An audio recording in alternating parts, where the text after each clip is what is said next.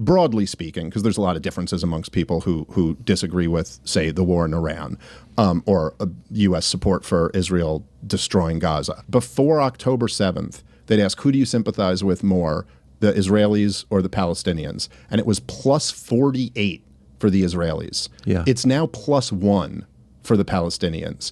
And in the U.S. In the U.S. Basically a 50-point shift in a little over 2 years. So we essentially won the debate, and yet we're at war with Iran on behalf of Israel. That does just feel totally unsustainable. If the whole goal is to topple the regime, you're like, okay, but every other time we've toppled a regime in this neck of the woods, it's led to migrant crises and death and terrorism. You can't topple a regime in the Persian Gulf because the world's energy supply needs to move through it. You have to extract it, refine it, make it into petrochemicals, do whatever you fertilizer, do whatever you want in the Persian Gulf, and then you have to get it out of the Persian Gulf. So that means you have to have a controlling authority. You have to have strong governments there, or else some rebel group, Houthis with drones, will shut the whole thing down. Chaos in the Persian Gulf means no energy or fertilizer from the Persian Gulf, period. So the option to that is keeping an Iranian regime in place, and that means that Iran is more powerful than it was when the war started, unless you nuke them,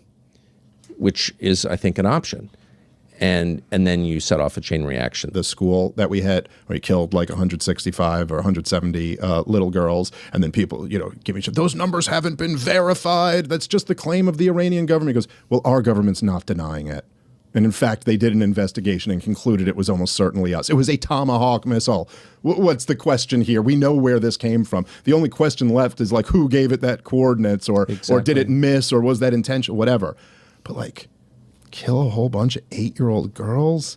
I mean, Jesus, man, is there anything more evil you could do than that? And anyone who doesn't apologize for it's a dangerous person. Well, also, if you'll do that to them, you'll do it to my kids. And there's a point I've been making largely through the Israel's destruction of Gaza. They were just leveling the place. You start dropping bombs on people, you start blowing things up, and innocent people are going to end up dying in that. So in that sense, it is intentional. If you blew up a building that you suspected somebody else was in, but then it turned out that there were a bunch of little kids there, it's still a pretty profound crime. On top of that, I really worry about getting trapped into a broader war, a wider war. I'm not saying that I think this is going to be like Iraq or Afghanistan. I think already this is very different. Iraq and Afghanistan did not have the ability to do what Iran is doing right now, for one. Our country would not survive another Iraq or Afghanistan. There's no United States of America coming out of that. We don't have a 20-year catastrophic ground invasion in us. It will bankrupt the country. It will destroy the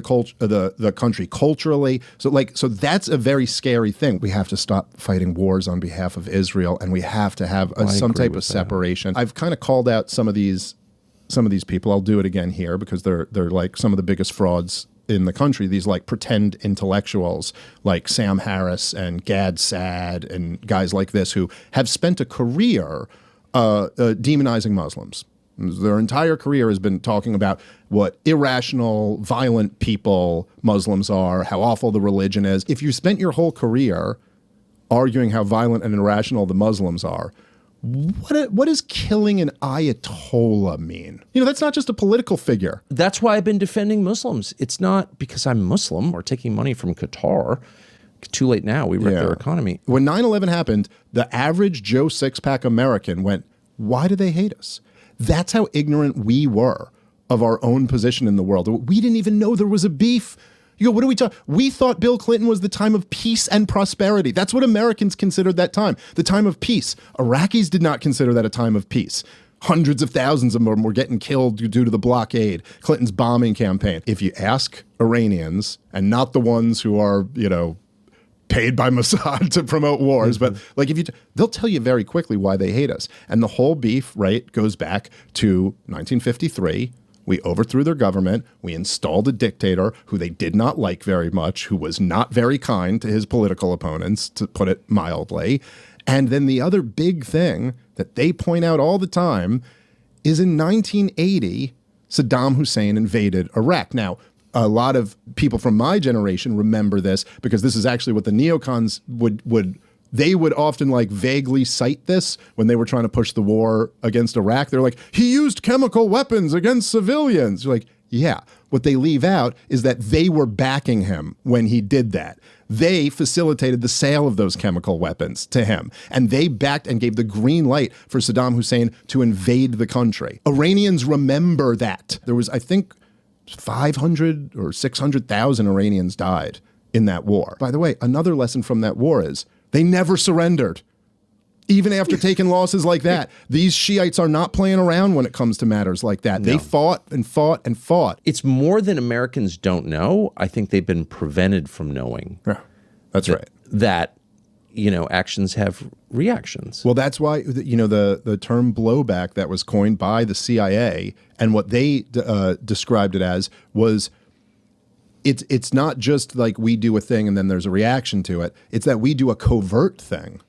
And then there's a reaction to it. And then the American people have no idea what this is even in response to. Right. It's just like, whoa, out of nowhere, these guys attacked us. Every goddamn Zionist who said they elected Hamas in Gaza. And by the way, they don't even have regular elections in Gaza. They had one election 20 years ago where Hamas won with pluralities.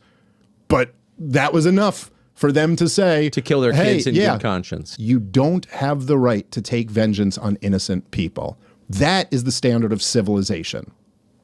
I have said that, pretty consistently for the past couple of years, and I thought that was like just a baseline understanding that everyone in America knew and believed. I thought that was the whole point of America. That's what civilization is. You can't punish the innocent. Right. And that turns out to be incredibly anti-Semitic. I didn't know that.